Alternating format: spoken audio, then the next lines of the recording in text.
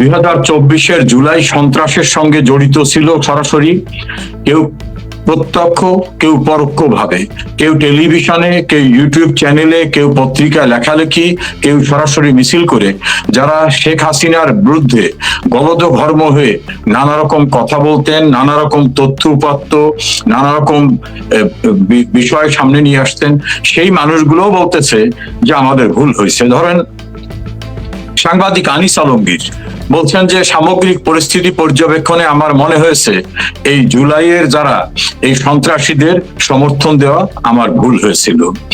প্রখ্যাত সাংবাদিক এবং বিএফইউজ এর সাবেক সাধারণ সম্পাদক, সাবেক সভাপতি, বিএনপি ঘরানার সাংবাদিক এম এ আজিজ, তিনি বলছেন যে ইউনূসের পক্ষে আমি লেখালেখি করেছি, টকশো করেছি, উচ্চকিত ছিলাম, কিন্তু এখন আমার মনে হচ্ছে যে আমি একটা রাম ছাগল।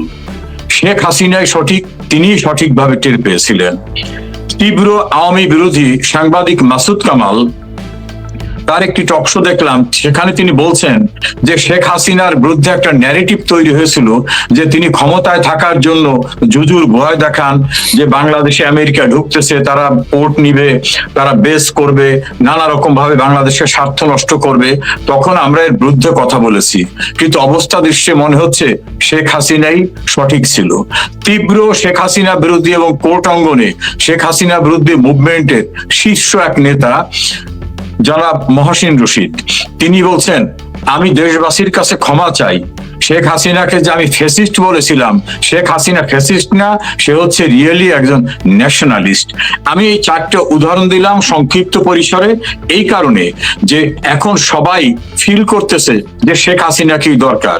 আপনি রিক্সাওয়ালাকে দেখবেন ইন্টারভিউতে বলতেছে শেখ হাসিনা ছাড়া এই দেশ চলবে না, তার সময় আমরা ভালো ছিলাম। রাস্তার পাশে সবজি বিক্রেতা অশীতিপর একজন বৃদ্ধা, সে বলতেছে শেখ হাসিনা ছাড়া উপায় নাই। 200 বন্ধ হয়ে যাওয়া গার্মেন্টস এর শ্রমিকরা বলতেছে শেখ হাসিনার সময় আমরা ভালো ছিলাম। গ্রামগঞ্জ, শহর, নগর, বন্দরে সবাই এখন বুঝতেছে যে শেখ হাসিনা ভালো ছিলাম। এটা হলো মানুষের উপলব্ধি। দ্বিতীয় হচ্ছে প্রাতিষ্ঠানিকভাবে যদি দেখেন, সাংবিধানিক প্রতিষ্ঠানের একটা হচ্ছে বাংলাদেশের ব্যুরোক্রেসিটা টোটাল ধ্বংস হয়ে গেছে। যারা 15 বছর 20 বছর আগে রিটায়ারমেন্টে চলে গেছে তাদেরকে চুক্তি করে এনে বসানো হচ্ছে। ব্যুরোক্রেসির যে লিঙ্ক অফ চেইন, যে কমান্ডটা, সেটা ধ্বংস হয়ে গেছে। দুর্নীতি দমন কমিশন দেখবেন সেখানে আপনার কেউ নাই, ফাঁকা অবস্থায়। পাবলিক সার্ভিস কমিশন ফাঁকা অবস্থায়। এরকম ভাবে যতগুলো কনস্টিটিউশনাল অর্গান সবগুলো শেষ। সর্বশেষ মানুষের আশ্রয়স্থল ছিল বিচার বিভাগ, যেখানে যে কেউ রিলিফ চাইতে পারত। সেই বিচার বিভাগের প্রধান বিচারপতি সহ অ্যাপিল বিভাগের 6 জন বিচারপতিকে ফিজিক্যালি মারধর করবে, সুপ্রিম কোর্টকে পুড়িয়ে দেবে, তাদের বাড়ি ঘরে হামলা করবে, এই কথা বলে হুমকি দিয়ে বলা হলো রিজাইন করো। তখন ক্ষমতা দখলকারী ইউনূসের যে প্রধান কুশীলব আসিফ নজরুল, তিনি বললেন ফেসবুকে এসে যে তোমরা ধৈর্য ধরো, নিশ্চয়ই তোমাদের দাবি পূরণ হবে। অর্থাৎ মবের কাছে বিচারপতিদের সারেন্ডার করার জন্য তিনি চূড়ান্ত কথা বলে দিলেন যে সারেন্ডার করতে হবে, না হলে তারা যেটা করছে সেটা হয়ে যাবে। এরপর থার্ড দেখেন, শেখ হাসিনার সময় বৈদেশিক ঋণ ছিল 2 লক্ষ কোটি টাকা, 2 লক্ষ হাজার কোটি টাকা। সেটাকে ইউনূস আসার পূর্বে শেখ হাসিনা কতগুলো বড় বড় মেগা প্রজেক্ট বাস্তবায়ন করলেন। একটা পদ্মা সেতু, মেট্রো রেল, রূপপুর পারমাণবিক বিদ্যুৎ উৎপাদন কেন্দ্র, ঢাকার এয়ারপোর্টে চাঙ্গি এয়ারপোর্টের মতো অর্থাৎ সিঙ্গাপুর এয়ারপোর্টের মতো 3rd টার্মিনাল করা, কর্ণফুলী নদীর নিচে টানেল তৈরি করা সহ এলিভেটেড এক্সপ্রেস, বিভিন্ন রকম এত কিছু করার পর তার বৈদেশিক ঋণ ছিল 2 লক্ষ হাজার কোটি টাকা। আর ইউনূস এসে কিন্তু নতুন কোনো প্রজেক্ট নেন নাই, বরং মেগা প্রজেক্টের কাজ বন্ধ করে দিয়েছেন। তিনি ঋণ করে রেখে গেছেন 28 লক্ষ হাজার কোটি টাকা। আর তারেক জিয়া ক্ষমতা আসার পরে তার এই 2 মাসের ভিতরে তিনি আরো 2 লক্ষ হাজার কোটি টাকা বাড়িয়ে এখন 30 লক্ষ হাজার কোটি টাকা বাংলাদেশের ঘাড়ে বিদেশি ঋণ। শেখ হাসিনা যেগুলো করছিলেন তার পরবর্তীতে যারা আসলেন তারা কিন্তু এগুলো কেউ করেন নাই। পঞ্চমত হচ্ছে বাংলাদেশের উৎপাদনের যে সেক্টরটা ছিল, ধরেন গার্মেন্টস সেক্টরটা, 200-র উপরে ইন্ডাস্ট্রি বন্ধ হয়ে গেছে, টেক্সটাইল বন্ধ হয়ে গেছে। ওয়েজ আর্নিং হতো ম্যান পাওয়ার থেকে, ম্যান পাওয়ার কোনো দেশে তো যায় নাই, বরং সেখান থেকে অনেককে ফিরিয়ে দেওয়া হচ্ছে। তারপর সোশ্যাল স্ট্রাকচার, যেটা রোজ ভাই আপনি বাংলাদেশের রাজনীতি সম্পর্কে জানেন, ঢাকা বিশ্ববিদ্যালয়ের নেতা ছিলেন, আপনি একজন বীর মুক্তিযোদ্ধা। বাংলাদেশের সোশ্যাল স্ট্রাকচারটা ছিল কিন্তু ভদ্রতা, সভ্যতা, শিষ্টাচার, সৌজন্যবোধ, পারস্পরিক শ্রদ্ধাবোধের জায়গাটা, সেটা ধ্বংস করে বেয়াদবের একটা জগৎ সৃষ্টি করা হয়েছে। ধর্মীয় বিষয়টাকে যদি দেখেন, ধর্মে নানা রকম বিশ্বাস থাকে মানুষের, মাজার ধ্বংস করে দিচ্ছে, যারা মাঝভান্ডারি লাইন লোক তাদেরকে মারধর করা হচ্ছে, কবরের থেকে লাশ তুলে নিয়ে সেই লাশ পোড়ানো হচ্ছে। আবার যদি দেখেন বাংলাদেশের সংখ্যালঘু সম্প্রদায়, তাদের নিরাপত্তা চরমভাবে হীন অবস্থা হয়ে গেছে। একজনকে ডেকে এনে পুলিশ কাস্টডিতে আনার পর তাকে পুড়িয়ে মেরে ফেলা হচ্ছে। আমি স্ট্রাকচারটা বললাম যে এই সিনারিওতে বাংলাদেশকে পুনর্গঠনের জন্য, বাংলাদেশকে পুনরুদ্ধার করার জন্য শেখ হাসিনার প্রত্যাবর্তন অনিবার্য হয়ে পড়ছে। এর জিস্ট কথাটা যদি বলি, উনি 1981 সালের 17 মে ফেরার প্রসঙ্গে ভারতীয় একটা গণমাধ্যমে ইন্টারভিউ দিয়ে বলছেন যে 81 সালে আমার প্রত্যাবর্তনের মুখ্য কারণ ছিল আওয়ামী লীগকে পুনর্গঠন করা। 2007 সালের 7 মে আমার প্রত্যাবর্তনের অভিষ্ট লক্ষ্য ছিল গণতন্ত্রকে পুনরুদ্ধার করা। আর এখন আমার লক্ষ্য হচ্ছে বাংলাদেশকে পুনর্নির্মাণ করা। এই যে সিনারিওটা আমি বললাম, একটু ব্যাখ্যা দিয়ে বলতে হলো দর্শকদের বোঝার জন্য। তার প্রয়োজনটা তার নিজের জন্য না, তার প্রয়োজনটা হয়ে দাঁড়িয়েছে বাংলাদেশের এই সামগ্রিক অবস্থাটাকে হাল ধরার জন্য।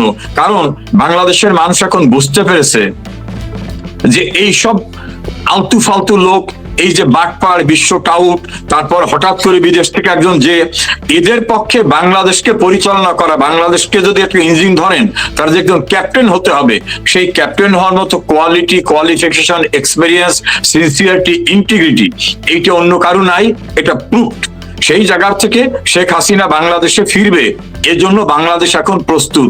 কিভাবে প্রস্তুত আমরা বুঝি, যখন দেখি শেখ হাসিনা বিরোধীরা বলে যে শেখ হাসিনার কোনো বিকল্প নাই, যখন দেখি শ্রমিক বলে তার বিকল্প নাই, যখন দেখি মাঠের কৃষক বলে জীবন গেলে আমি শেখ হাসিনাকে যাই, যখন দেখি গার্মেন্টস ফ্যাক্টরির হাজার হাজার না লক্ষ লক্ষ শ্রমিকরা বলে ওনার সময় ভালো ছিলাম, যখন দেখি সুশীলরা বলে ওনার সময় ভালো ছিলাম, বিশ্ববিদ্যালয়ের শিক্ষকরা যখন বলে যে বাংলাদেশের ইতিহাসে কেউ আমাদের গলায় জুতোর মালা দিয়ে ভিসি, প্রধান শিক্ষক, কলেজের প্রিন্সিপাল, শিক্ষকদের তাড়িয়ে দেওয়া হয় নাই, যখন দেখে চিফ জাস্টিস থেকে শুরু করে চিফ ইলেকশন কমিশনার, তাদেরকে খুনের মামলায় আটক করা হয়, বিচার ব্যবস্থা সব ধ্বংস, ল অ্যান্ড অর্ডার সিচুয়েশন ধ্বংস, তখন বুঝি বাংলাদেশ এখন প্রস্তুত শেখ হাসিনাকে স্বাগত জানাতে। অনেক ধন্যবাদ আপনাকে আপনার এই সুন্দর বিশ্লেষণের জন্য। বিশেষ করে আপনি যে কয়জন সাংবাদিকের উদাহরণ দিয়েছেন, যারা নিজেরা স্বীকার করেন, স্বীকার না প্রকাশ্যে অন এয়ার পাবলিকলি স্বীকার করছেন যে আমরা হাসিনার বিপক্ষে ছিলাম। বিশেষ করে জুলাই আন্দোলন যদি বলি, কেউ কেউ আন্দোলন বলছেন, কেউ সন্ত্রাস বলছেন, তাদেরও কোনো হেসিটেশন নাই। তখন আমরা একে সমর্থন দিয়েছিলাম একটা ভালো কিছুর প্রত্যাশায়, কোনো সম্ভাবনার প্রত্যাশায়। কিন্তু আজকে সেই লক্ষ্য আমাদের বাস্তবায়িত হয়নি, বরং দেখছি যে আমরা অনবরত অধঃপতনের দিকে গেছি। এবং সেই জন্য তারা তাদের ভুল স্বীকার করে, কেউ ক্ষমা চাইছেন, মসজিদ রশিদ সাহেবের কথা বলছেন, আপনার কলিগ খুবই স্পষ্টবাদী মানুষ এরা। আমরা যদি আর একটু দেখি যে গত 2024-এর অগস্ট মাসে তৎকালীন প্রধানমন্ত্রী দেশ ত্যাগের পরে প্রায় 16 মাস পরে তিনি প্রথম একটা সাক্ষাৎকার দিলেন বিশ্বের 3টা বিখ্যাত সংবাদ মাধ্যমে। সেই থেকে শুরু করে এখন পর্যন্ত এই 6 মাসে বেশ কিছু কাজ কিন্তু অল্প অল্প করে হয়েছে। কিছুদিন আগে আরেকটা বিখ্যাত ল ফার্ম লন্ডনের কিংসলি নেপলি, তারা আইসিটির কাছে শেখ হাসিনার মামলার ব্যাপারে, মামলা প্রত্যাহারের ব্যাপারে একটা চিঠি লিখেছেন। এবং অতি সম্প্রতি ডাউটি স্ট্রিট চেম্বার্স নামে আরেকটা বিশ্ববিখ্যাত ফার্ম, তারা জাতিসংঘের কাছে তাদের রিপোর্টে, জাতিসংঘ যে রিপোর্টটা প্রকাশ করেছিল বাংলাদেশের জুলাই আগস্টের ঘটনাকে কেন্দ্র করে, তার প্রত্যাহার দাবি করে চিঠি লেখা হয়েছে। এবং এরকম সময় নেত্রী ঘোষণা দিয়েছেন যে তিনি দেশে ফিরবেন এবং কয়েকটা কথা তো খুব স্পষ্ট বলেছেন, আমাকে নেবার জন্য বিমান পাঠান, আমি আসছি। বাংলাদেশের মন্ত্রী পরিষদরা যারা বলছেন যে ওনার তো মামলা আছে, মামলার রায় হয়ে গেছে, সেটা উনি স্পষ্ট করে বলছেন, আমি আসছি, জেলখানা প্রস্তুত রাখুন, ফাঁসির মঞ্চ তৈরি করুন। এই যে তার এতগুলো প্রক্রিয়া, এত এত স্পষ্ট এবং ডেয়ারিং কথাবার্তা, আপনি তো মন্ত্রী হিসাবে অত্যন্ত ঘনিষ্ঠভাবে তার সাথে কাজ করেছেন, তার এই বক্তব্যগুলোকে, এই শক্তির পরবর্তী পদক্ষেপ কি হতে পারে বলে মনে করেন? দেখুন, আমি আওয়ামী লীগ সভানেত্রী এবং সাবেক প্রধানমন্ত্রী শেখ হাসিনাকে চিনি 1982 সাল থেকে। তখন আমি ছাত্র রাজনীতির সঙ্গে সম্পৃক্ত ছিলাম। এরপরে তাকে আরো ঘনিষ্ঠভাবে চিনেছি 1-11 সরকার আমলে তিনি যখন গ্রেপ্তার হন, কারণ তখন তার আমি অন্যতম আইনজীবী ছিলাম। খুব কাছের থেকে দেখেছি, সুখ দুঃখের বিষয় শেয়ার করেছি, তার দৃঢ়তা দেখেছি, ওই ভয়ঙ্কর পরিস্থিতিতে তার অবস্থানটা দেখেছি। আবার 2004 সালের 21 আগস্ট তাকে যখন হত্যার জন্য সরকারি পৃষ্ঠপোষকতায় গ্রেনেড নিক্ষেপ করা হয়, সেই বর্বরচিত ঘটনার পরে তিনি ফিরে যাবার পরে, তিনি তখন অসুস্থ, সুধা সদনে বেশ কিছু মানুষ গিয়েছিল, তার ভিতরে আমিও একজন ছিলাম। আমি অত ভয়ঙ্কর পরিস্থিতি, মানে মনে হয় যে মৃত্যু জমের কাছ থেকে আল্লাহ তাকে তার কুদরতি শক্তি দিয়ে রক্ষা করে নিয়ে আসছে। এই জাতীয় তো পরিস্থিতিতে তার স্পষ্টভাবে বলেছিলেন যে আমাকে কেউ কিছু করতে পারবে না।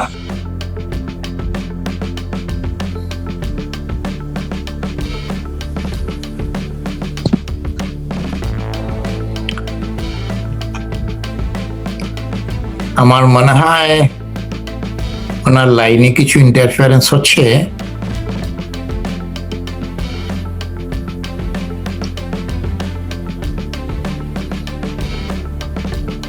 ওনার ফোনে কল এসেছিল, উনি এখনই আবার ঢুকবেন।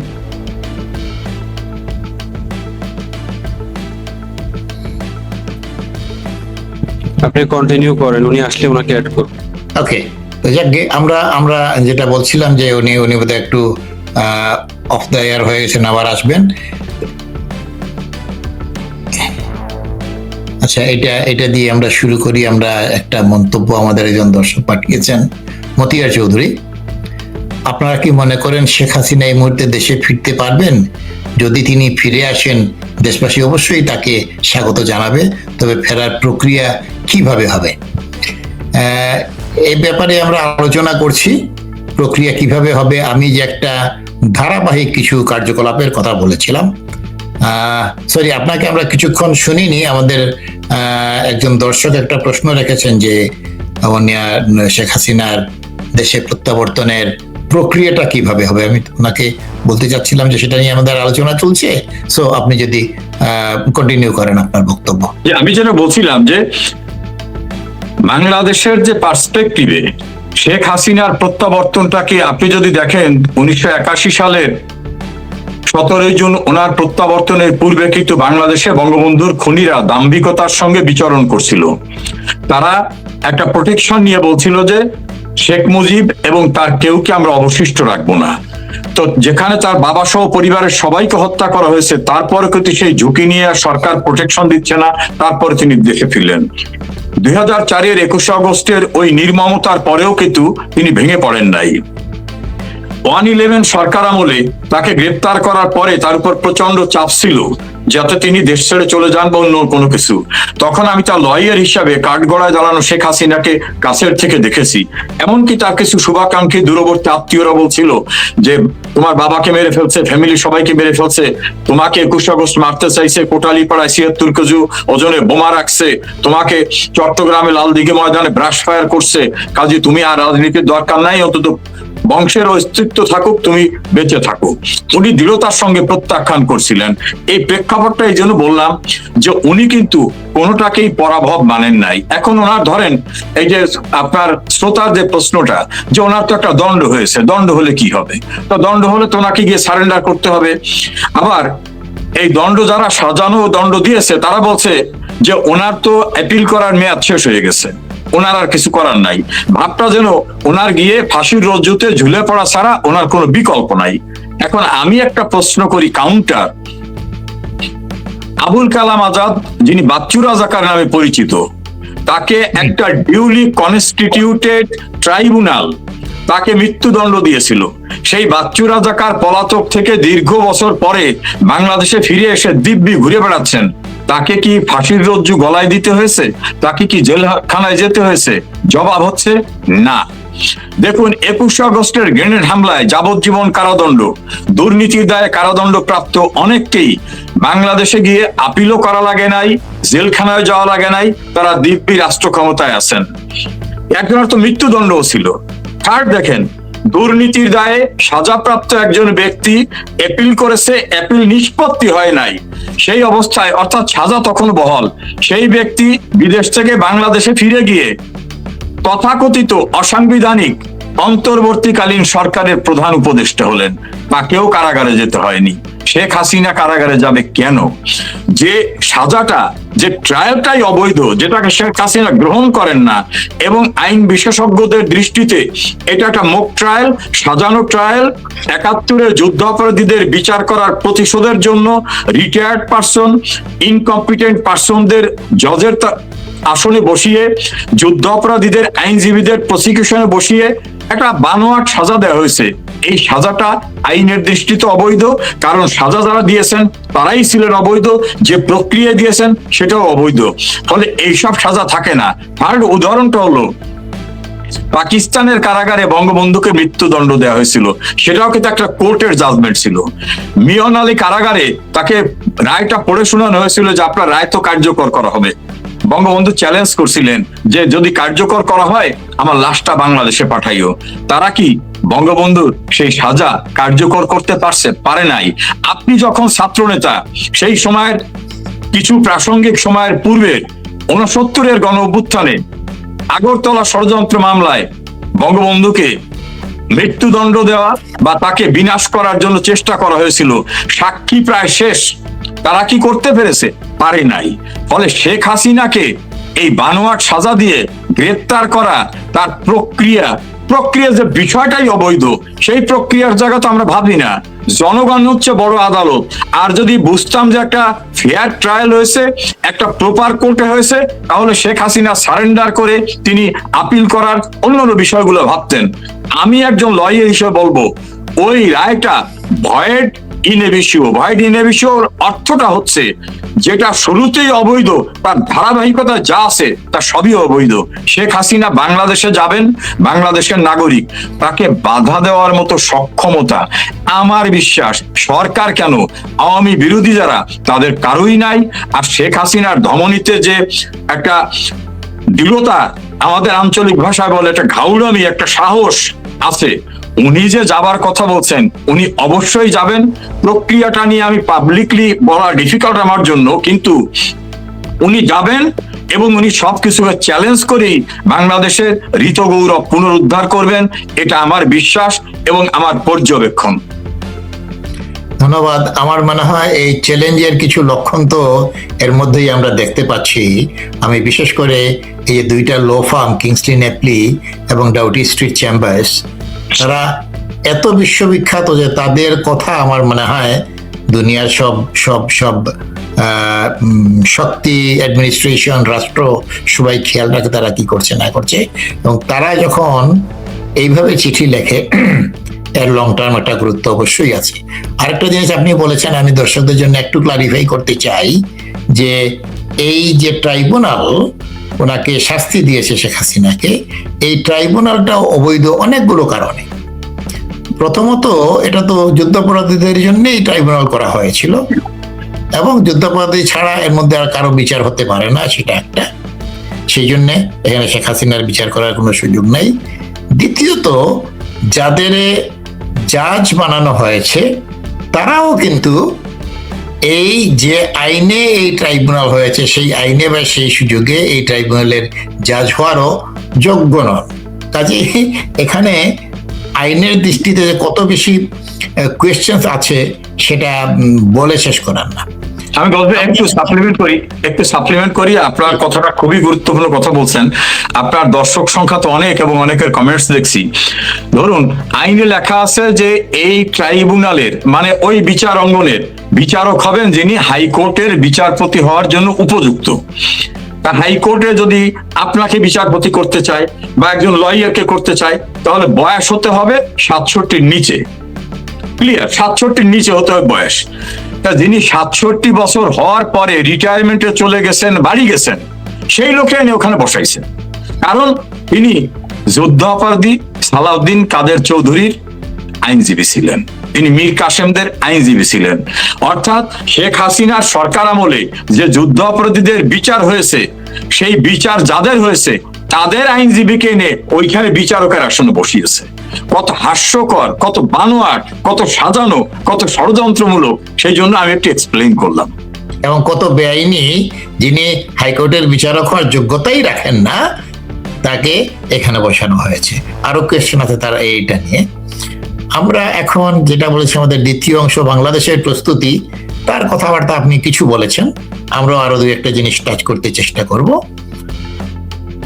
শেখ হাসিনার দেশ ত্যাগের পরে 24 আগস্টের 8 তারিখ যেটাকে বলে তথাকথিত তত্ত্বাবধায়ক সরকার শপথ গ্রহণ নিলেন, দেশ চালালেন প্রায় 1.5 বছর। এই ঘোষণা এবং ঘোষণার মোটামুটি পাশাপাশি সময়ে আমরা তাদের কিছু, আমি বলি, চিটপটাং অবস্থা দেখতে পাচ্ছি। কয়েকজন মানুষের বা কয়েকজন উপদেষ্টা কিছু মন্তব্য শুনতে পাচ্ছি। আমরা একটা পোস্টার ছাপা হয়েছে, সেটা যদি আমাকে কন্ট্রোল থেকে একটু দেখান দর্শকদের, এটাকে আপনি কিভাবে দেখেন? একটা নাম বাদ পড়ে গেছে। আরেকটা জিনিস করি, সরকারের প্রতিক্রিয়া। সরকারের বিশেষ করে স্বরাষ্ট্র মন্ত্রণালয়কে জিজ্ঞেস করা হয়েছিল যে শেখ হাসিনা আসবেন, শেখ হাসিনা তো বলেছেন যে আমার জন্য প্লেন পাঠান, বিকজ সরকারি প্লেনে, বাংলাদেশ সামরিক বাহিনীর প্লেনে আমাকে দিল্লি পৌঁছে দেওয়া হয়েছে, প্লেন দিয়ে নিয়ে যান, জেল রেডি রাখুন, ফাঁসির মঞ্চ রেডি রাখুন। তারা বলেছেন যে না, আইনি ভাবে চেষ্টা করা হবে। এবং সেই রিপেট্রিয়েশন আইনের ব্যাপারে যদি আপনি একটু এই প্রসঙ্গে একটু টাচ করেন প্লিজ। দেখুন, এখানে আরেকটা বিষয়, আপনার যে পোস্টারটা ওইটার সঙ্গে একটু ইনক্লুড করতে হবে। এই যে জুলাই সন্ত্রাসের অন্যতম নায়ক আসিফ মাহমুদ সজীব ভুইয়া, তিনি প্রেস ব্রিফিং করে বলছেন, আমি কিচেন ক্যাবিনেট সম্পর্কে জানতাম না, আমাকে কখনো নেওয়া হয় নাই, আমি কোনো চুক্তি সম্পর্কে জানি না। তাদের অর্থাৎ জামাতের যে প্রোডাক্ট, জামাতের চাই, এই এনসিপির যিনি প্রধান নাহিদ, তিনি বলছেন ওই চুক্তি এবং মিটিং এর ভিতরে আমি কখনো ছিলাম না, কোনো জায়গায় আমি ছিলাম না। এর সঙ্গে খুব প্রণিধানযোগ্য হচ্ছে জামাত ইসলামী পার্লামেন্টে এই যে গোলামি চুক্তি নিয়ে কোনো প্রতিবাদ করলেন না, একমাত্র ব্যারিস্টার রুমিন ফারহানা ছাড়া। জামাত ইসলামী এখন বলতেছে না, আমাদের সঙ্গে কোনো আলাপ আলোচনা হয়নি।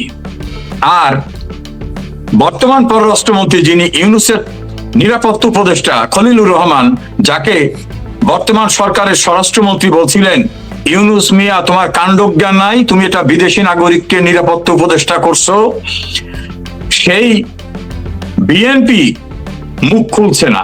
কারণ বিএনপির পররাষ্ট্রমন্ত্রী হয়ে তিনি বলছেন এই গোলামি চুক্তি করার পূর্বে বড় দুইটা দল, অর্থাৎ তিনি মিন করছেন বিএনপি জামাতের সঙ্গে আলোচনা করে কনসেন্ট নেওয়া হয়েছে। আর এনসিপি যেহেতু গভর্নমেন্টে ছিল, কাজে তারা তো এর পার্ট। এখন দেখেন, জামাত যে বলতেছে আমি জানি না, এনসিপি বলতেছে জানি না, আসিফ নজরুল বলে জানি না, বিএনপি মুখে কুলু পেটে বসে আছে, পার্লামেন্টেও কাউকে কথা বলতে দেয় না। বড় একটা কন্ট্রাক্ট হলে কিন্তু পার্লামেন্টে সেটা ডিসকাস করে পার্লামেন্টকে জানাতে হবে, জাতিকে জানাতে হবে। এর চেয়ে খুব ইম্পর্টেন্ট বিষয়টা হচ্ছে এই চুক্তির কাঠামোটা অ্যাপ্রুভ করছে বিএনপি। অর্থাৎ আমাদের ফৌজদারি আইনে কিন্তু কন্টিনিউশন অফ অফেন্স। তো যদি ইউনূস এটা করে যায়, এটাকে বৈধতা দেওয়ার না দেওয়ার এখতিয়ার ছিল সাকসেসিভ গভর্নমেন্টের।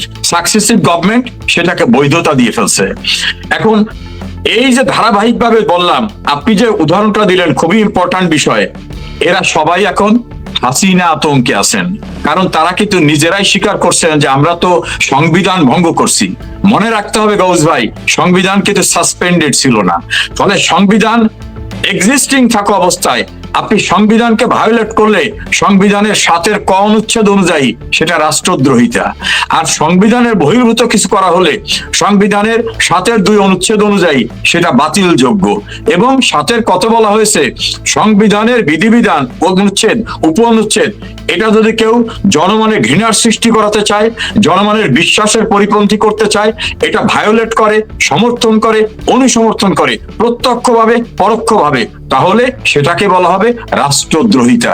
আর রাষ্ট্রদ্রোহিতা করলে তার সাজা কি হবে সেটা আইনে লেখা আছে, সর্বোচ্চ মৃত্যুদণ্ড। ওরা এখন বুঝতে পারছে যে কনস্টিটিউশন ভায়োলেট করা হয়েছে। ইউনূস এবং তার পারিষদবর্গ একটা অংশ তো আছে বিদেশি তল্পি বাহক, ওই যে আলিরিয়াস টেজেরা, ওরা তো বিদেশে পালাই গেছে, ওদের পাওয়া যাবে না। কিন্তু দেশে যেগুলো আছে এইগুলো যে অন্ধকারে কিছু মানুষ হাঁটার সময় একটা পাতা পড়লে বলে পিছনে কে, এরা এখন আতঙ্কে আছে। শেখ হাসিনা আতঙ্কে আছে, আইনের শাসনের আতঙ্কে আছে। আর উনি দেশে ফেরা নিয়ে যেটা বলছেন যে প্রত্যর্পণ চুক্তি, বন্দি প্রত্যর্পণ চুক্তি সম্পর্কে যারা লম্বা লম্বা কথা বলেন অনেকরা নির্বোধ, কিছু ধারণাও নাই। যদি দেখা যায় যে পলিটিক্যাল পারসিকিউশন ইনভলভ, তাহলে ওই চুক্তির ওই ক্লজ কার্যকর হবে না। এই যে আপনি যে দেশে আছেন সেই দেশে যুদ্ধ অপরাধীরা অনেকে আছে, তাদের বাংলাদেশের কনস্টিটিউটেড ট্রাইব্যুনালে সাজা হয়েছে, তাদের কিন্তু বাংলাদেশ ফেরত নিতে পারে নাই। পৃথিবীর অনেক দেশে অনেকে আছে নিতে পারে নাই। আর শেখ হাসিনা হচ্ছে political victimization, that was not movement. আপনি একটা ইম্পর্টেন্ট কথা হালকা করে বলছেন যে কেউ বলে সন্ত্রাস, কেউ বলে গণ অভ্যুত্থান। আমি এটা একটু ক্লিয়ার করি। ডক্টর ইউনূস তিনি ক্লিন্টন ফাউন্ডেশন গিয়ে বলছেন যে nothing was happened suddenly, it was through a meticulous design. এবং এই মেটিকুলাস ডিজাইনটা হলো শেখ হাসিনার সঙ্গে নেক্সাস আছে। তিনি বলছেন যে ষড়যন্ত্র হচ্ছে, আর ইউনূস স্বীকার করে বললেন দীর্ঘদিনের আমরা ষড়যন্ত্র করে এটা করছি। আর ইউনূসের পারিষদ যেটা, সেই পারিষদের 3 জনে ইন্টারভিউ দিয়ে বলছেন আমরা 5 অগস্ট না, আমরা 15 বছর যাবৎ পরিকল্পনা করতেছিলাম শেখ হাসিনা। আর তাদের অন্যতম মাসুদ তিনি বলছেন আমাদের টার্গেট গণভবন, আমাদের টার্গেট বঙ্গভবন সংসদ ছিল না, আমাদের টার্গেট ছিল শেখ হাসিনা। অর্থাৎ ওটা যে কোনো মুভমেন্ট ছিল না। আবার তাদের অন্যতম ব্যক্তি যিনি স্থানীয় সরকার মন্ত্রী ছিলেন, উপদেষ্টা আসিফ মাহমুদ সজীব ভুইয়া, তিনি বলছেন আমরা ভায়োলেন্সে অভিজ্ঞ, আমরা ভায়োলেন্স করেছি, প্রয়োজন হয় আবার ভায়োলেন্স করব। আর তাদের যে মাস্টার মাইন্ড মাহফুজ আলম বলছে না, এখানে কোনো গণ অভ্যুত্থান হয় না, এটা ছিল একটা রেজিম সেন্স। আবার তাদের যে তাত্ত্বিক গুরু ফরহাদ মাজহার, যে ভণ্ড বুদ্ধিজীবী, তিনি বলছেন বাংলাদেশে কোনো গণ অভ্যুত্থান হয় নাই, আমেরিকা রেজিম চেঞ্জ করছে, আমেরিকান ক্ষমতায়। আমি এই যে 3-4টা উদাহরণ দিয়ে বললাম, বাংলাদেশে আদৌ কোনো গণ অভ্যুত্থান হয় নাই। বাংলাদেশে হয়েছে সন্ত্রাস ষড়যন্ত্রমূলক ভাবে, তার ভিতর থেকে একটা কনস্টিটিউশনাল বডিকে তারা অপসারণ বা উচ্ছেদ করায়। সরকারি বিভিন্ন বাহিনী, সরকারি লোকদের সাহায্য ছিল, মেটিকুলাস ডিজাইন ছিল, বিদেশের ইনভেস্টমেন্ট ছিল, এভাবে হয়েছে। কাজে শেখ হাসিনা তার দেশের নাগরিক, তিনি দেশে ফিরে যাবেন, এখানে প্রক্রিয়ার কিছু নাই। শেখ হাসিনা যদি একটা ফ্লাইটে যান অথবা তিনি যে দেশে আছেন বর্ডার থেকে তিনি ঢোকেন, আমার বিশ্বাসের জায়গায় বলবো ফিল্ড মার্শাল মোহাম্মদ আইয়ুব খান, আগা মোহাম্মদ ইয়া খান, জেনারেল টিক্কা খানদের মতো দুর্দণ্ড প্রতাপশালী ব্যক্তিরাও কিন্তু আগরতলা ষড়যন্ত্র মামলা বাতাস উড়িয়ে গেছে, টিকাই রাখতে পারে নাই। আর শেখ হাসিনা বাংলাদেশে ঢুকলে এই সক্ষমতা বাংলাদেশে কারু নাই যে শেখ হাসিনাকে আটকাবে অথবা ফাঁসির মঞ্চে নেবে, কারাগারে নেবে। এমনি তো বাংলাদেশটা টোটালি একটা কারাগারে পরিণত হয়ে আছে। যে শেখ হাসিনা ঢোকার পরে আমি প্রায় বলে থাকি যে ঘুমন্ত আগ্নেয়গিরির অগ্নি উদ্গীরণের মতো যে লাভা বেরিয়ে আসবে, সেই লাভার মুখে যারা প্রতিবাদ করতে আসবে তারা পুড়ে ছাইভস্ম হয়ে যাবে, তাদের অস্তিত্ব বিপন্ন হয়ে যাবে।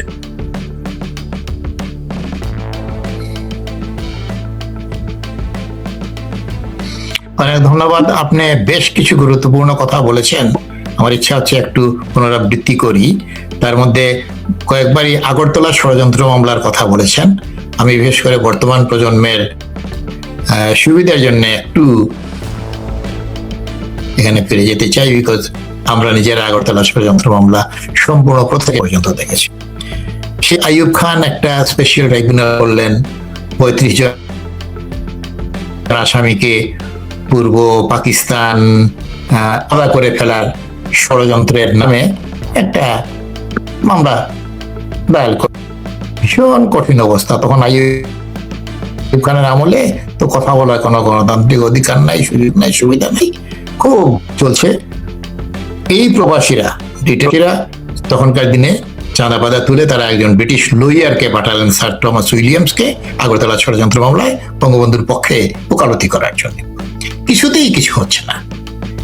এরপরে জনগণ যখন জেগে উঠল, আগরতলা মামলা যে কোন দিকে তছনছ হয়ে গেল। আগরতলা ষড়যন্ত্র মামলার ওই ট্রাইব্যুনালেও 3 জন জাস্টিস ছিলেন। তার চিফ যিনি ছিলেন এক পাকিস্তানি বিচারপতি, তিনি তো কাপড় চোপড় পরিবর্তন করার সুযোগ পায়নি, ওই পরা কাপড় পরেই এয়ারপোর্ট দিয়ে পালিয়েছেন। আজকে বাংলাদেশে এই গত 1.5-2 বছরে মব সন্ত্রাসের মাধ্যমে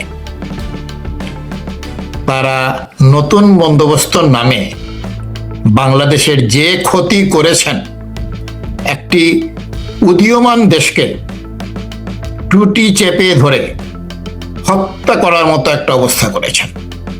জনগণের মনে অশান্তি, উন্নয়ন প্রকল্প সম্পূর্ণ সব বন্ধ হয়ে আছে, চাকরি নাই, কাজ নাই, ব্যবসা নাই, ঋণ বেড়ে যাচ্ছে। এই জাতীয় ক্ষতি যারা করলো সম্পূর্ণ কি বলবো ব্যক্তি স্বার্থে বা বিদেশি স্বার্থ চরিতার্থ করার জন্য, দেশের কোনো মানুষের উন্নয়নকে বাধাগ্রস্ত করার জন্য, দেশকে পিছিয়ে দেওয়ার জন্য, তাদের ব্যাপারে জনগণই অবশ্যই সিদ্ধান্ত নেবে। কিন্তু তাদের ব্যাপারে আপনি আপনার পক্ষ থেকে কি মন্তব্য, কি পর্যালোচনা করেন যে এদের পরিণতিটা বা দেশ তাদের কিভাবে বিবেচনা করবে? দেখুন, বাংলাদেশের কিন্তু একটা লিখিত সংবিধান আছে। এই সংবিধানটাকে বলা হয় supreme law of the land, দেশের সর্বোচ্চ আইন। এই সংবিধানে বলা আছে যে সাংবিধানিক বিধিবিধানের বাইরে গিয়ে কোনো আইন করলে সে আইনও বাতিল বলে গণ্য হবে। সাংবিধানিক বিধিবিধান কি? যে নোবডি ইজ অ্যাবভ দি ল, আইনের ঊর্ধ্বে কেউ না। সেখানে বলা হয়েছে এই কনস্টিটিউশনের যে ফ্রেমওয়ার্ক, এর অধীনে সবকিছু হতে হবে। এখন কনস্টিটিউশন এক্সিস্ট থাকা অবস্থায় যারা সন্ত্রাস করে একটি সাংবিধানিক উপায়ে নির্বাচিত সরকারকে উচ্ছেদ করার জন্য বাংলাদেশে সহিংসতা করলো, সন্ত্রাস করলো, হাজার হাজার মানুষকে মারলো, প্রায় 400 পুলিশ স্টেশন পুড়িয়ে দেওয়া হলো, রাষ্ট্রীয় সম্পদ, মেট্রো রেল, টেলিভিশন সহ বিভিন্ন প্রতিষ্ঠান ধ্বংস করলো। এই অফেন্স গুলো হচ্ছে নাশকতা এবং রাষ্ট্রদ্রোহিতা, এবং as well as criminal offence, এই মানুষ হত্যা সহ বিভিন্ন রকম রাষ্ট্রীয় সম্পদ ধ্বংস, পাশাপাশি রাষ্ট্রদ্রোহিতা ক্রিমিনাল অফেন্স। এই অফেন্স গুলোকে কিন্তু ইনডেমনিটি দেওয়া যায় না, কারণ সংবিধানই বলছে যে কাউকে আইনের ঊর্ধ্বে গণ্য করা যাবে না। এইরকম একটি ঘটনায় 1975 সনের 15 আগস্টের ভয়াবহতায় যারা জড়িত ছিল, যারা ক্ষমতা দখল করেছিল, তার যারা সাকসেসর, তারা 1979 সালের 6 এপ্রিল পর্যন্ত তাদের সমস্ত কৃতকর্ম নিয়ে কোনো আদালতে যাওয়া যাবে না, কোশ্চেন করা যাবে না, কিচ্ছু করা যাবে না, এমন একটা আইন পাশ করলেন পার্লামেন্টে, যেটাকে বলা হয় সংবিধানের 5ম সংশোধনী। তাতে বঙ্গবন্ধুর খুনিদের পরিত্রাণ দেওয়া হলো, ক্ষমতা দখল কোনো অন্যায় নাই, ইত্যাদি ইত্যাদি। সুপ্রিম কোর্টে এই প্রসঙ্গটা গেল। সুপ্রিম কোর্ট বলে দিল পার্লামেন্টের 300 সদস্য মিলে, সবাই মিলেও যদি আইন করেন, সেই আইন যদি এই সংবিধানের বাইরে হয়, ওটা বৈধ না। ফলে 5ম সংশোধনীকে সুপ্রিম কোর্ট অবৈধ ঘোষণা শুধু করলো না, বলল যে যারা ক্ষমতা দখল করেছিল তারা ছিল তস্কর, তারা ছিল রাষ্ট্রদ্রোহী, তারা ছিল দস্যু, তারা ছিল অবৈধ, তারা ছিল ইউজারবাদ। এবং কনক্লুশনে বলল এই জাতীয় অপরাধকারীদের জন্য আইন প্রণয়নের জন্য আমরা সরকারকে আহ্বান জানাচ্ছি। তখনই কিছু সংবিধানের 7 ক অনুচ্ছেদ হয় যে সংবিধান লঙ্ঘন করলে তাদের সাজা হবে রাষ্ট্রদ্রোহিতার। রাষ্ট্রদ্রোহিতার সাজা কি? মৃত্যুদণ্ড।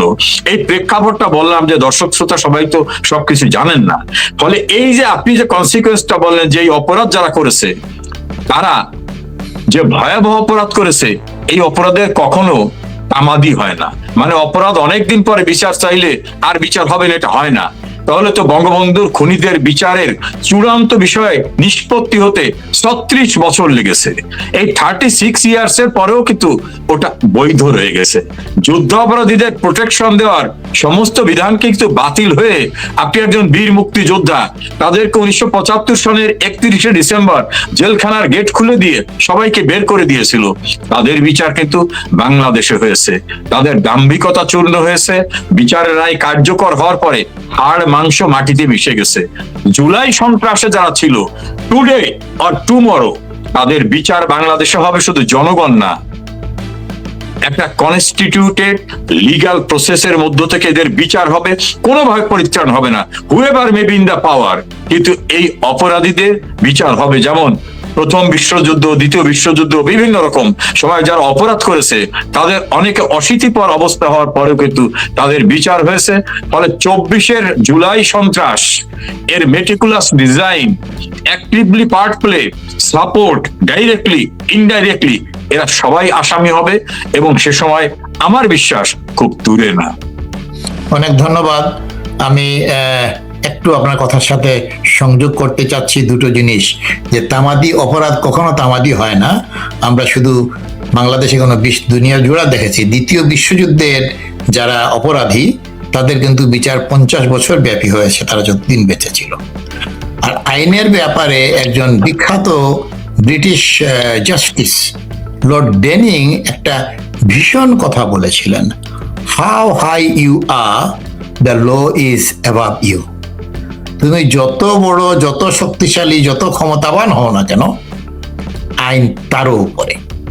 কাজেই আইনের মারপেচে যারা আজকে বাংলাদেশের রাষ্ট্র ক্ষমতা দখল করেছেন বা শেখ হাসিনাকে বিচার করেছেন, তথাকথিত ফাঁসির রায় দিয়েছেন, সেই আইনের উপরেও যে, সেই ক্ষমতার উপরেও যে আইন প্রতিষ্ঠিত, সেটাই আশা করি আমরা বাংলাদেশেও দেখতে পারবো অল্প দিনের মধ্যে। আমরা শেষ করব আলোচনায় এই যে শেখ হাসিনা প্রত্যাবর্তনে আমাদের দ্বিতীয় কথা ছিল বাংলাদেশের প্রস্তুতি, সেখানে জনগণের বা দলীয় অবস্থান থেকে একটু আপনার মন্তব্য শুনতে চাই। বাংলাদেশে আপনি এটা বলেছেন, বাংলাদেশে সম্ভবত এখন সবচেয়ে বেশি প্রচলিত একটা কথা, সেটা হচ্ছে যে আগেই ভালো ছিলাম। অর্থাৎ শেখ হাসিনারাও এই যে নতুন বন্দোবস্তর নামে মব সন্ত্রাসীরা জনগণকে ধোঁকা দিয়ে দেশটাকে ধ্বংসের পর্যায়ে নিয়ে আসছে, সেখান থেকে কিন্তু আপনি কয়েকজন সাংবাদিকের কথা বলেছেন, তারা বিখ্যাত পরিচিত মানুষ এবং জনগণ সবাই কিন্তু রন্ধ্রে রন্ধ্রে উপলব্ধি করছে। এমনকি গণভোটের নামে যারা 60-70 ভোট পেয়েছে বলে দাবি করছে, যারা এটা নিয়ে সংসদে একটু হা হা করলো, সত্যি যদি 60-70 মানুষ এর পক্ষে থাকতো, তাহলে তার তো মাঠ পর্যায়ে আমরা কোনো লক্ষণ দেখছি না। এই ব্যাপারে আলোচনার মাধ্যমে আজকে আলোচনাটা শেষ করতে চাই। ব্যারিস্টার রেজাউল করিম, দেখুন, ওই যে একটা কথাকে আমি সরি একটু ইন্টারাপ্ট করি। আপনি বলছেন যে আইনের মার্ক আছে, আসলে আইনের মার্ক আছে ক্ষমতা দখল করে নাই, অবৈধ উপায় ধরছে, দখল করছে, গায়ের জোরে ধরছে, দখল করছে। আইনের মার্ক জায়েজ করতে চাচ্ছে, সরি না, জায়েজ করার কোনো সুযোগ নাই। এই কারণে সংবিধানে যেটা নাই, ধরেন রাষ্ট্রপতি একটা রেফারেন্স পাঠিয়েছিল সুপ্রিম কোর্টে, সুপ্রিম কোর্ট রেফারেন্সের জবাব দিয়েছে যেটা, এটা নিয়ে অনেক বিতর্ক।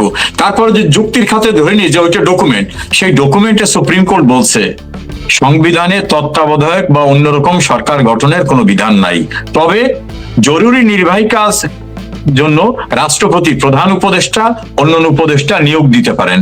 তা রাষ্ট্রপতি তো মিলিটারি সেক্রেটারি থেকে অ্যাডভাইজার থাকতে পারে। কোথাও বলে নাই যে রাষ্ট্রপতি অন্তর্বর্তীকালীন সরকার গঠন করতে পারেন, এবং রাষ্ট্রপতিও কোথাও অন্তর্বর্তীকালীন সরকারের কাউকে অ্যাপয়েন্টমেন্ট দেন নাই। ফলে কনস্টিটিউটেড প্রসেসের বাইরে গিয়ে যে যেটা দাবি করছে সেটাই অবৈধ হয়ে গেছে। আর বাংলাদেশে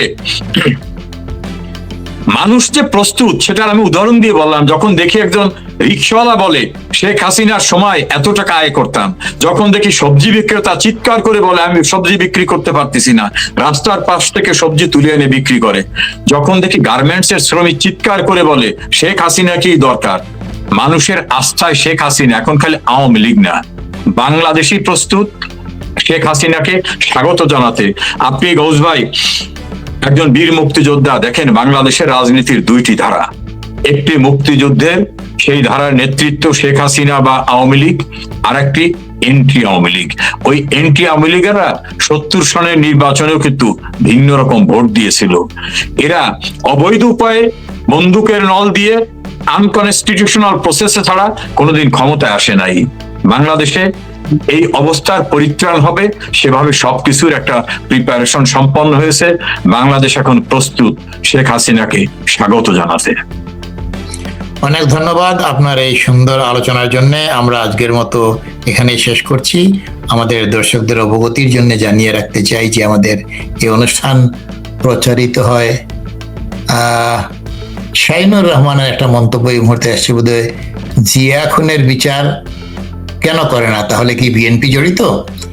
আপনার প্রশ্নের জন্য ধন্যবাদ। আমরা হয়তো পরবর্তী সময় এটা নিয়ে আলোচনা করব। কিটন শিকদার লিখেছেন, শুভকামনা। অতিথি মাননীয় মন্ত্রী রেজাউল করিম ভাই ও সঞ্চালক মুক্তিযোদ্ধা দেওয়ান ঘোষ ভাই। জয় বাংলা, জয় বঙ্গবন্ধু। শেখ হাসিনা ফিরবে খুব সহজে ইনশাল্লাহ। ইনশাল্লাহ শেখ হাসিনাকে শেখ হাসিনার জন্য নয়, বাংলাদেশের প্রয়োজনে ফেরাটাকে আমরা প্রয়োজন মনে করছি। ব্যারিস্টার সাইদুল হক সুমন ভাইয়ের মুক্তির জন্য আমাদের কিছু করা উচিত।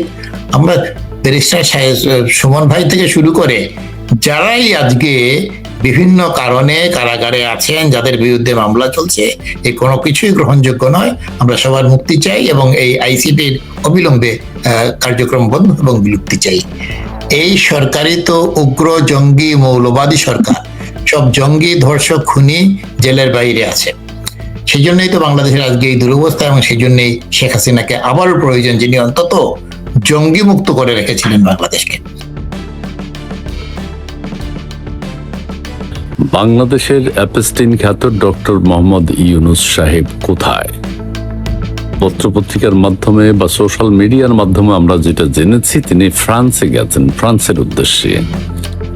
যদি সেটা সত্যি হয়ে থাকে তাহলে জনমনের প্রশ্ন দেখা দিয়েছে, তিনি কেন ফ্রান্সে গেলেন? সেখানে কি কোনো ইনভাইটেশন ছিল, এনজিওর কোনো প্রোগ্রাম ছিল, নাকি প্রেসিডেন্ট ম্যাক্রো তাকে আমন্ত্রণ জানিয়েছে? এরকম কোনো ঘটনা আমরা পত্রিকার মাধ্যমে জানতে পারিনি, সোশ্যাল মিডিয়ার মাধ্যমে জানতে পারিনি। তার মানে তিনি গোপনে এক ধরনের ফ্রান্স যেতে চেয়েছিলেন। কেন গোপনে যাবেন? তিনি তো এই দেশের প্রধান উপদেষ্টা ছিলেন, তিনি তো নোবেল লরিয়েট।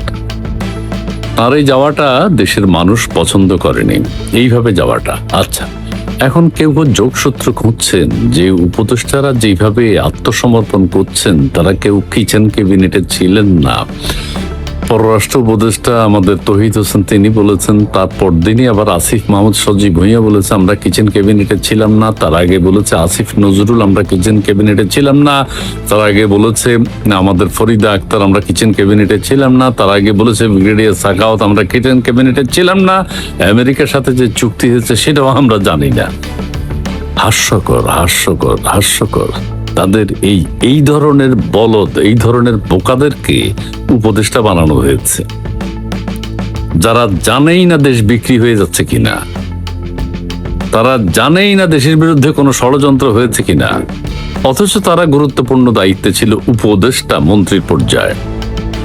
এই বাটপারগুলো দেশের উপদেষ্টা থেকে দেশকে বিক্রি করেছে সবাই মিলে একসাথে। আর এখন বলছে আমি কিচেন ক্যাবিনেটে ছিলাম না, আমি চুক্তির ব্যাপারে কিছু জানি না। এটা তো হতে পারে না। চুক্তি তাহলে কারা করেছে? অবৈধ চুক্তি কারা করেছে? দেশকে এত বছর পিছানো হয়েছে, এটা কারাই সব দেশকে ভাঙচুর করেছে? আপনারাই তো, উপদেষ্টারাই তো, প্রধান উপদেষ্টার নেতৃত্বে। আচ্ছা, আবার কেউ কেউ বলছেন প্রধান উপদেষ্টার এই পালিয়ে যাওয়া বা দেশ ত্যাগ করা, এটা কি কোনো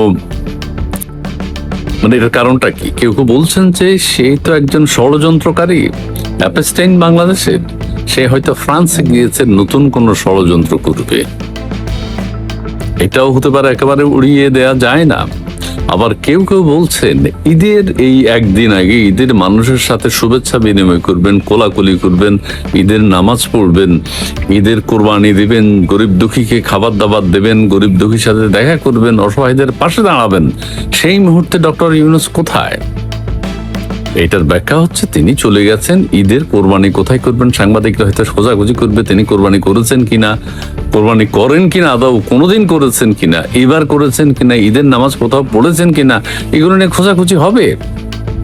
এগুলো থেকে দূরে থাকার জন্য, অসহায়দের পাশে তাকে যাতে দাঁড়াতে না হয়, ক্ষতিগ্রস্তদের জন্য কথা বলতে যাতে না হয়, দুঃখীদের জন্য কথা বলতে না হয়, তিনি কোরবানি করবেন আবার মাংস দিবেন দরিদ্রকে, প্রশ্নই আসে না।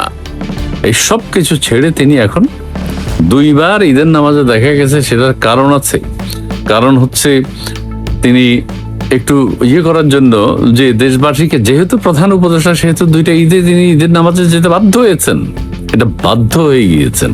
তিনি কখনো ঈদ উদযাপন করেন না, তিনি এগুলো পছন্দ করেন না, তিনি কখনো জনগণের সাথে মিশতে চান না, কখনো গরিব দুঃখী অসহায় মানুষের সাথে হ্যান্ডশেকও করতে চান না। সেই পর্যায়ের মানুষ হচ্ছেন ডক্টর ইউনূস। ডক্টর ইউনূস একদিন বলবে, ভাই কিচেন ক্যাবিনেট সম্পর্কে আমি জানি না, আমেরিকার সাথে কারা চুক্তি করছে আমি জানি না। তো এগুলো কি, এরা আমাদের, তার মানে কি মিথ্যাবাদী, কি অসত্যবাদী, প্রত্যেকে জড়িত, স্কেপ করছে, নিজেকে সরিয়ে নিচ্ছে।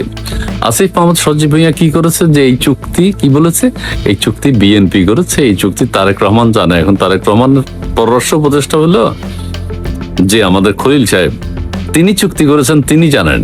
এখন যেহেতু খলিল তারেক সাহেবের মন্ত্রী, তারা এটা সামলাবে। এটা ভালো মন্দ কোন দিক আছে, এটা কি হাস্যকর কথা এগুলো।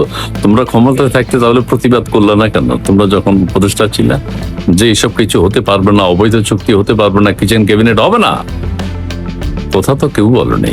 জামাত, শিবির, এনসিপি, বিএনপি সবাই জড়িত, উপদেষ্টারা সবাই জড়িত, এভরিবডি। তো এরা দেশকে একটা হাসির পাত্রে পরিণত করেছে। তোমার যেহেতু তুমি জানোই না, তুমি মন্ত্রী, তুমি প্রধানমন্ত্রী, তুমি প্রধান উপদেষ্টা, তুমি জানোই না দেশের বিরুদ্ধে কি হচ্ছে, তোমার তো ফাঁসি হওয়া উচিত।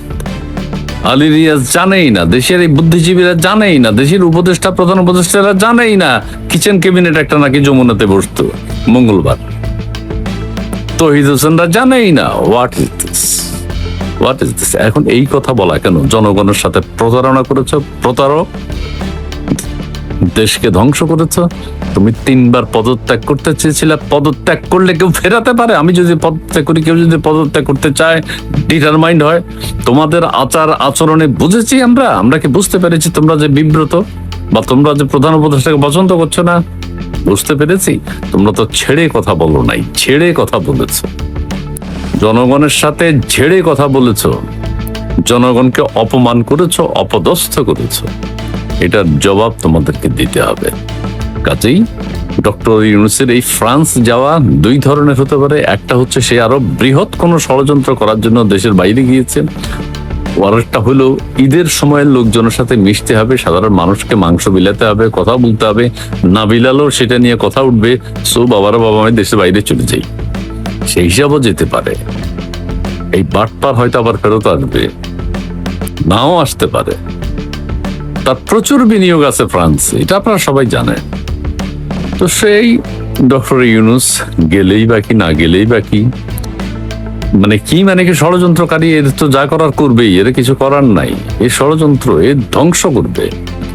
আর সবশেষে আবারও বলবো, ঈদের এই আনন্দ ঘন মুহূর্তে আমরা আনন্দ করছি, কিন্তু যাদের সন্তানকে তারা এই যে হামের নামে হারিয়েছে, ম্যান মেড হাম, ডক্টর ইউনূসের হাম, ডক্টর ইউনূস কর্তৃক আমদানিকৃত হামে যেসব সন্তানরা মারা গেছে, সেই সব সন্তানদের ঘরে তাদের বাবা মারা ঈদ করতে পারছে না, ঈদ করতে পারবে না, এটাই স্বাভাবিক, খুবই দুঃখজনক। এবং আদ্দিন হাসপাতালে 6টা শিশু মারা গেল, কেউ বলছেন যে আরো বেশি।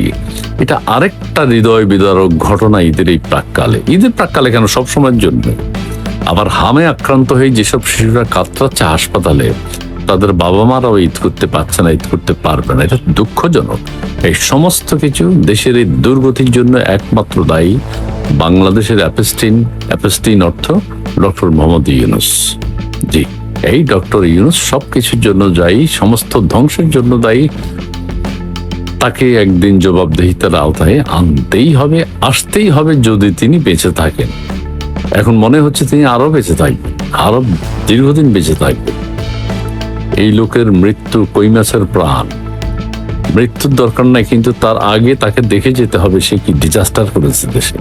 আলী রিয়াজকে দেখে যেতে হবে সে কি ডিজাস্টার করেছে। দেবপ্রিয় ভট্টাচার্যকে দেখে যেতে হবে সে কি ডিজাস্টার করেছেন।